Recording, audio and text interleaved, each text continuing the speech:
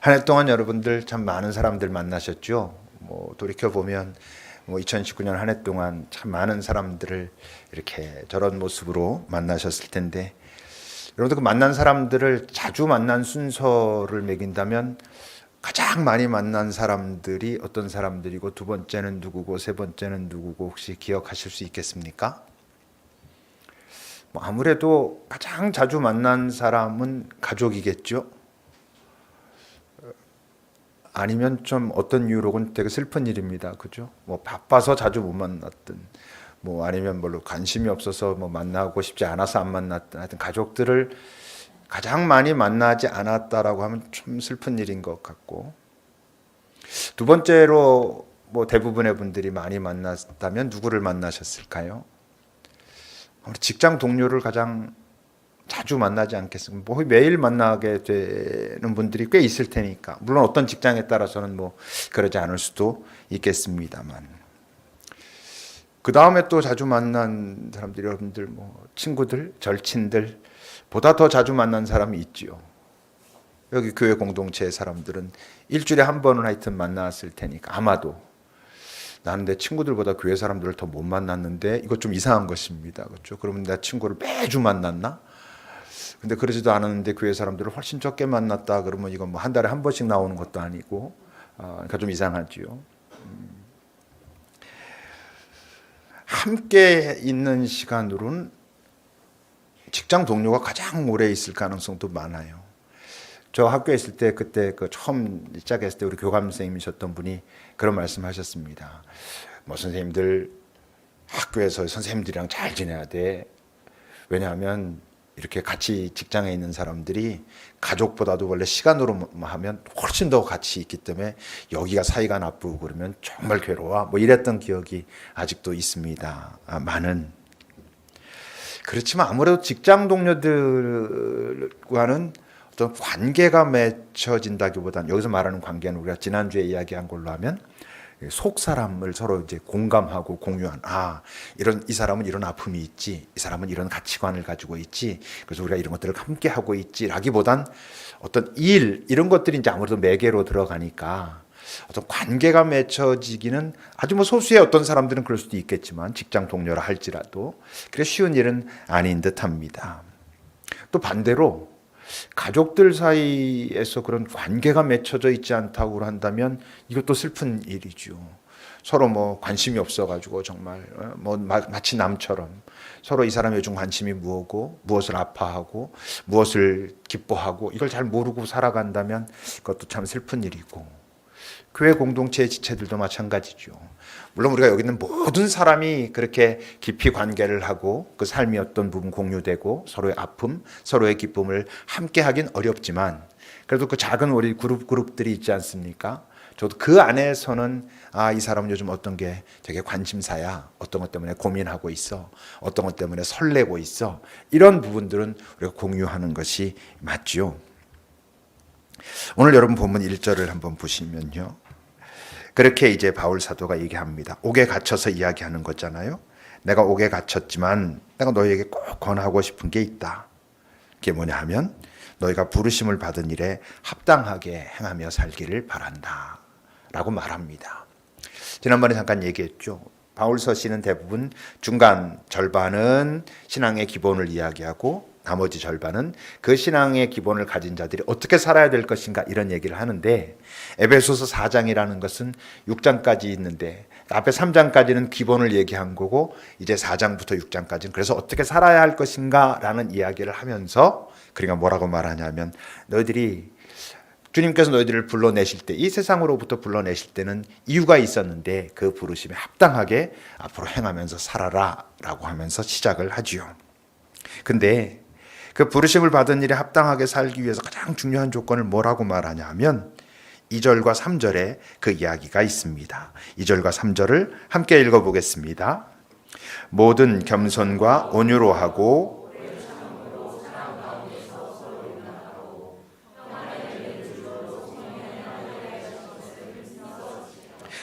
그냥 짧게 말하면 합당하게 행하기 위해서 참 가장 중요한 게 있는데, 그게 뭐냐 하면 성령께서 하나 되게 하신 것을 힘써 지켜야 너희들이 부르심을 받은 일에 합당하게 행할 수 있어. 이렇게 얘기하고 있는 것입니다.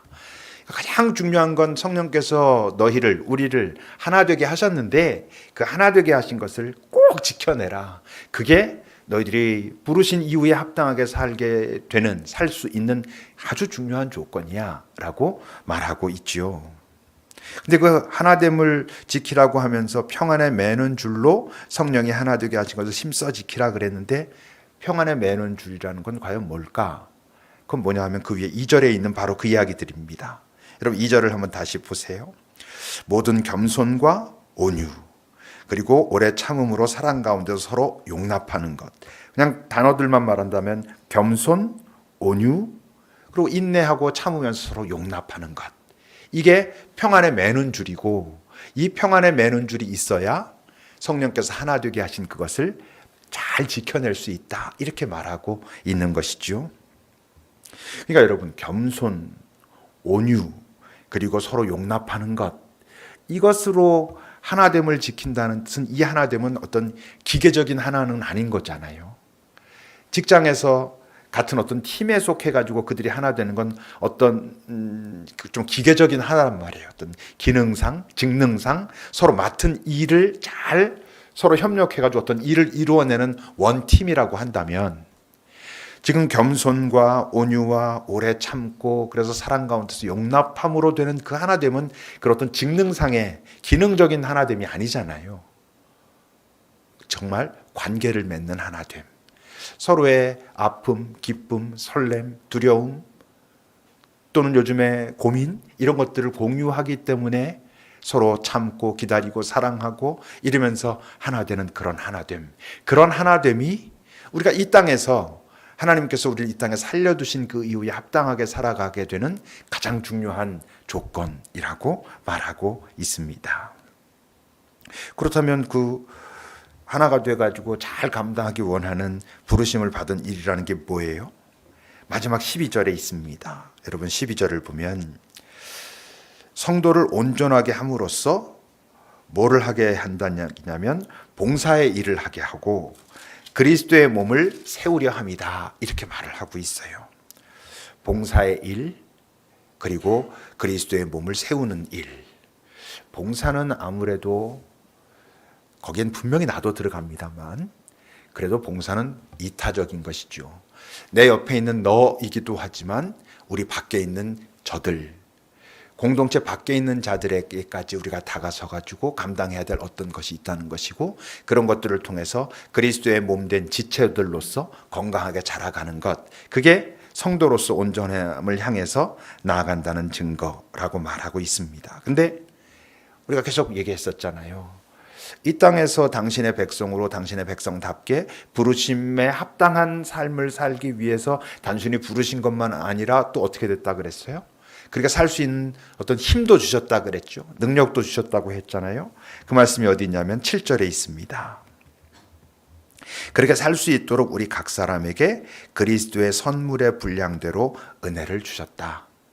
너희들이 이 땅에서 부르심에 합당하게 살기 위해서는 우선 잘 하나 되어야 하고 그 하나됨으로써 궁극적으로 너희들이 어떻게 해야 되냐면 이 땅에서 봉사의 삶을 살고 그리고 한 명의 그리스도의 지체로서 그리스도의 몸된 지체로서 잘 성장해 가야 된다. 근데 그러기 위해서 주님께서는 어떻게 하셨다고? 선물의 분량대로 은혜를 주셨다. 이렇게 말합니다. 이게 다른 성경에서는 어떻게 됐다고 얘기했었죠? 이게 각각 은총을 가장 합당하게 한 명 한 명에게 주셨다. 이런 뜻입니다. 이 말씀 어떤 생각해 보면 뭐 이 사람의 크고 작고 이 사람 많이 주고 적게 주고 이런 뜻이 아니고 한 명 한 명에게 각각 가장 합당한 가장 알맞는 그런 능력들을 허락하셨다. 이런 이야기입니다. 그 11절에 보면 그게 어떤 일이냐면 어떤 사람은 사도로 어떤 사람은 선지자로 어떤 사람은 복음 전하는 자로 어떤 사람은 목사와 교사로 삼으셔서 이렇게 하셨다라고 되어 있어요. 근데 저 이제 11절 말씀을 언뜻 보면 결국 사도, 선지자, 복음 전하는 자, 목사, 교사 이러니까 우리가 말하는 좁은 의미의 사역자들만 이런 일을 하는가 보다라고 생각하기 쉽지만 우리가 성경을 읽을 때 아주 중요한 게 하나 있다 그랬습니다. 그게 뭐냐 하면 성경 말씀을 읽을 땐 이걸 문자적으로만 해석하면 안 되고 이때 이 말씀을 기록할 때 컨텍스트란 말 있잖아요. 이 말씀을 기록할 때의 상황, 배경, 환경이 무엇인가를 보고 그 말씀을 이해해야지 그냥 이 딱 글자대로만 하면 언뜻 뭐 그러면 하나님께서 우리에게 주신 어떤 은사가 사도, 선지자, 뭐 복음 전하는 자, 목사, 교사면 맨 말씀 전하는 자, 좁은 의미의 사역자들, 전도사, 목사 이런 사람들만 이야기하는 것 같잖아요.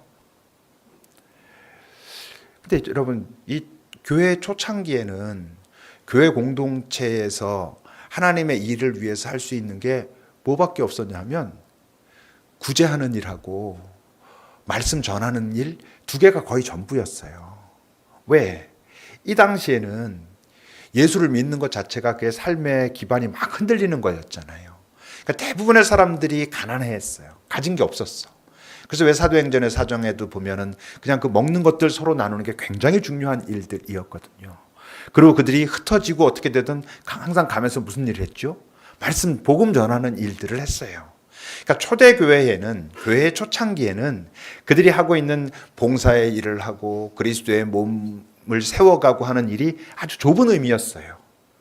그 처음 알게 된 그리스도의 복음을 전하는 일과 복음을 알고 예수를 받아들였기 때문에 삶의 기반이 흐드러진 많은 사람들, 가난한 사람들을 돕는 일, 이게 교회의 하는 일의 거의 전부였어요. 그럼 지금은 어떻게 돼야 되겠습니까? 지금은 이제 다양한 것이죠. 여기는 우리 사람들이 이렇게 앉아 있습니다. 우리 모두는 봉사의 일을 감당할 수 있고 그리스도의 그 몸을 세우는 일들을 다 할 수 있어요. 무엇으로? 내가 가진 것으로.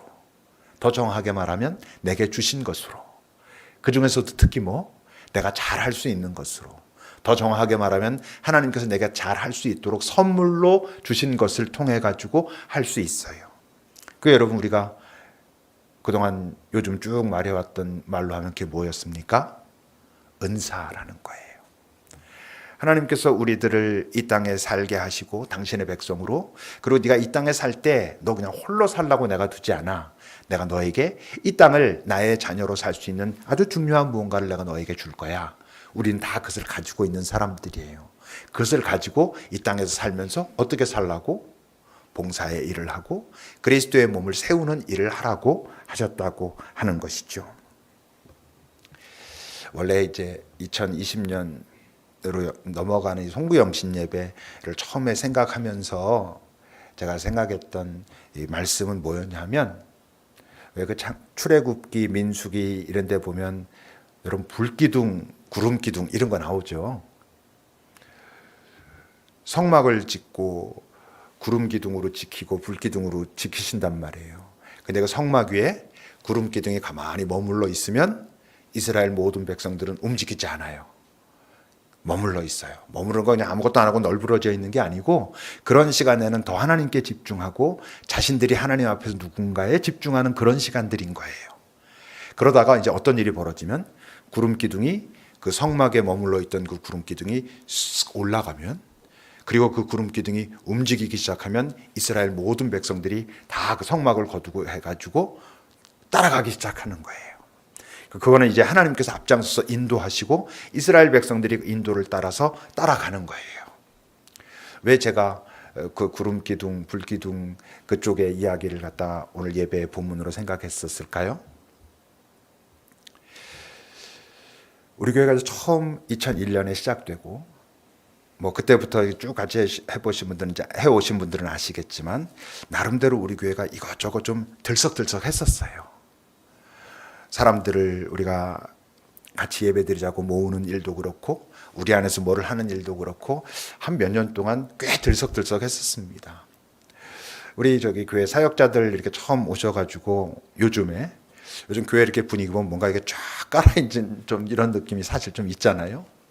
그분들이 우리 교회 역사 이제 행사한다 그래서 역사 쭉 찾아보면 옛날에 했던 일들이 너무 많은 거야. 그냥 막 이것저것 행사들이 엄청 많았습니다.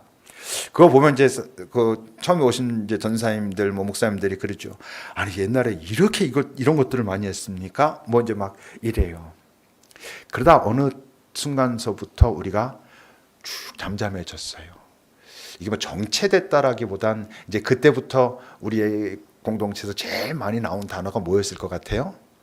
소위 침묵이라는 단어가 이제 나오기 시작했어요. 뭐 내적 침묵 이런 이야기들이 한참 동안 이제 진행돼 왔죠. 근데 이미 작년이죠. 이제 지금 12시 넘었으니까. 작년 중반쯤 지날 때부터 제 마음속에 굉장히 여러 형태의 그런 울림들이 계속 있었어요. 그 울림이란 뭐였냐면 마치 구름 기둥이 이 급입교회라고 하는 여기에 쭉 머물러 있다가 쑥 위로 올라가는 느낌이라고 할까? 이제 너희들이 뭔가 좀 움직일 때가 되었다라고 하는 어떤 그런 느낌과 다 있어요. 그 직전에 제게 다가온 느낌은 뭔가 좀 답답함 같은 거였어요. 우리가 너무 지금 이러다가 그냥 이제는 어떻게 하도 걷지 않다 보니까 이제 걸어가는 힘을 잃어버렸나라고 느낄 만큼이라고나 할까? 이런 느낌들이 막 들어 좀 답답하고 이게 뭐가 잘못하고 있나? 잘못돼 가고 있나? 막 이런 느낌이 사실 뭐 제가 여러분들한테 다 이야기하진 않았지만 책에 계속 있어가지고 좀 어려운 시점들이 한두 달 정도 있었어요. 근데 그런 시간 내가 하나님 앞에 머무르고 이러면서 하나님께서 이제 우리에게 뭔가 좀 움직여 보라 하시는구나 하는 마음들이 계속 있었고, 제게 그런 마음이 있었을 때에 교회 여기저기에서 많은 사람들이 이런저런 이야기들을 같이 하고 이런 걸 좀 해봤으면 좋겠다, 저런 걸 해봤으면 좋겠다 하는 얘기들이 시작됐어요. 제가 말하는 어떤 우리가 앞으로 뭔가를 구름 기둥이 올라가고 걸어간다는 것은 많은 행사를 하자라는 것과는 좀 달라요. 뭔가 하나님께서 우리에게 이젠 조금 더 너희들이 역동적으로, 다시 말해서 지금까지 안에서 내부적으로 이렇게 했다면 이젠 그 에너지를 조금 밖으로 흘려보낼 때가 되었다라고 말씀하시는 것과 다 있어요. 엄청난 색다르고 막 크고 많은 것들을 한다는 것은 아니에요. 그냥 이런 느낌들이에요. 우리가 내년에 이제 금년에 교회학교를 3개로 나눴어요. 교회학교를 3개로 나누고 우리 사역자들이 한 명 한 명이 3개의 교회학교에 유치부, 어린이부, 청소년부에 딱 붙었어요. 근데 제가 그걸 딱 이렇게 보면서 뭔가 그 하나가 굉장히 알차게 지금 준비되고 있다라는 느낌이 있어요. 잘할 것 같아요. 우리 사역자들이 좀 부담이 될지 모르겠지만 정말 잘할 것 같아요. 교사들이 막 넘쳐나고 막 이러진 않아요. 그런데 유치부, 그리고 어린이부, 그리고 우리 청소년부, 이렇게 뭔가 시작되고 있는 이 느낌을 제가 이렇게 바라보면서 제 안에 올라오는 것은 하나님께서 저 선생님들, 저 사역자들을 통해 가지고 저 귀한 아이들 한 명 한 명을 정말 뭔가 더 알차게 키워가시기를 원하시는구나 하는 마음이 제게 있어요. 우리의 예배도 조금 달라질 거예요. 사실 처음 와서 이렇게 우리 예배를 드려보면 이게 너무 정적이다 이렇게 느끼는 사람들도 좀 있거든요. 그래서 좀 다른 좀 더 활발한 형태의 예배를 드리던 사람들은 와서 예배 드리기가 너무 힘듭니다. 이런 사람도 사실 있어요. 예배 시간도 길고 1시간 반 드리는데 항상 쫙 깔아앉아서 가는 듯한 느낌이 들고, 그 부분에 있어서도 아마 조금씩 큰 변화는 아니겠지만 어떤 변화들이 있을 거예요. 우리 장년들을 비롯해서 조금 더 말씀 가운데 깊이 들어가고 이런 일들도 있을 것이고, 우리가 왜 은사 나눔이라 그래가지고 한참 열심히들 하고 있어요. 아까 이서원 목사한테 이렇게 안부 전화가 왔어요. 이제 한 해 마치면서 이렇습니다, 저렇습니다. 그때 우리가 왜 페이스북 그거 라이브 하면서 회의하는 거 한번 좀 공개한 적이 있었거든요. 근데 그 친구가 들어와가지고 다 봤어요. 그때 나도 들어온 거 알았었지. 아까도 전화 와가지고 목사님 이제 새로 시작하시려고 그런 것 같아요. 이제 이런 이야기들을 해요. 지금 한참 뭔가 조금씩 이렇게 진행되고 있는 것들이 있어요. 근데 그 전체적으로 제가 이렇게 한 해를 마무리하고 하나님 앞에 가만히 머물러서 한 해를 돌아보고 이 흐름들을 보고 이럴 때 지금 요즘 하나님께서 제게 주시는 마음이 있어요. 그게 뭐냐면 뭔가 시작되고 있다 이런 느낌이에요. 제가 몇 번은 아마 말씀드렸던 것 같아요. 뭐냐면 제가 목회를 시작하고 여기까지 오는 동안 하나님께서 뭔가 일을 새롭게 이렇게 시작하실 때 굉장히 여러 방법으로 여러 상황들 속에서 여러 사람들을 통해서 이렇게 쉽게 말하면 우리가 보통 교회에서 하는 말로 하면 계시하시는 그런 경험들이 굉장히 많이 있었다라고 말씀드린 적이 있는데 지금도 그래요. 뭔가 하나님께서 우리에게 잘 한번 해보라고.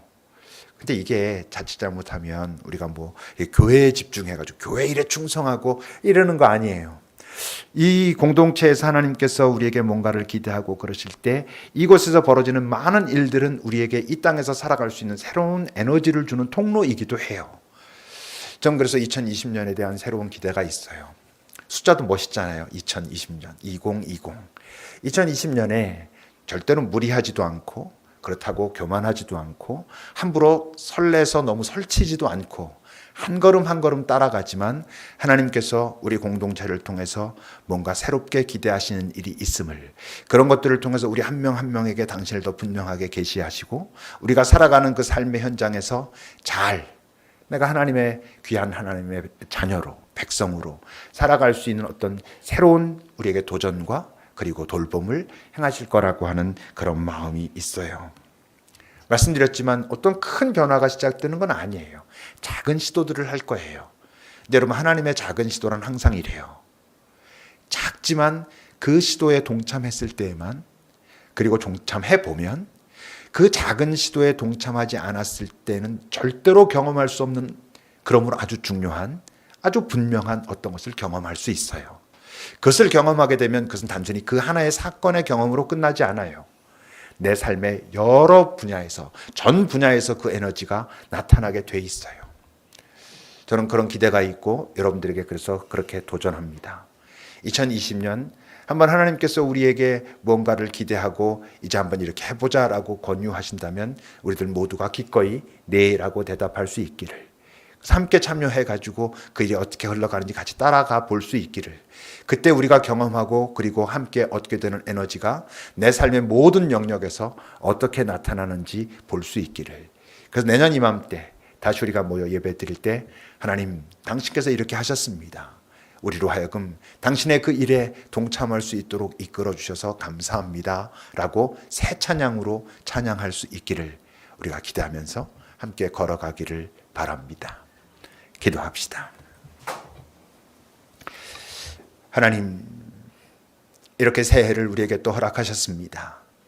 사실 어제와 똑같은 오늘이지만 한 해 한 해를 하나님께서 갈라놓으심으로 우리가 새롭게 마음 먹을 수 있도록, 이전 것을 과감히 내려놓을 수 있도록, 부끄러움, 잘못함, 여러 아픔들 기꺼이 내려놓고 새롭게 허락하시는 그 시간에서 새롭게 내미시는 주님의 손 붙들고 다시 걸어갈 수 있도록 해주셔서 고맙습니다. 하나님, 지금까지 여기까지 인도하신 하나님께서 앞으로 우리가 걸어갈 그 길도 함께 하여 주십시오. 아니, 당연히 우리를 이끄실 텐데 우리로 하여금 그 손 놓치지 않고 따라갈 수 있도록 인도해 주십시오.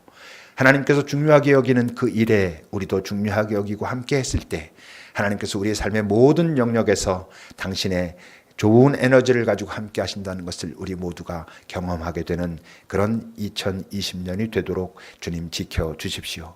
여기는 한 명 한 명들, 이들의 삶의 현장들, 그곳에서 만나는 사람과 그 상황들 가운데 하나님이 드러나고 하나님의 영광이 드러나는 그런 복된 한 해가 되도록 주님 우리를 지켜주옵소서.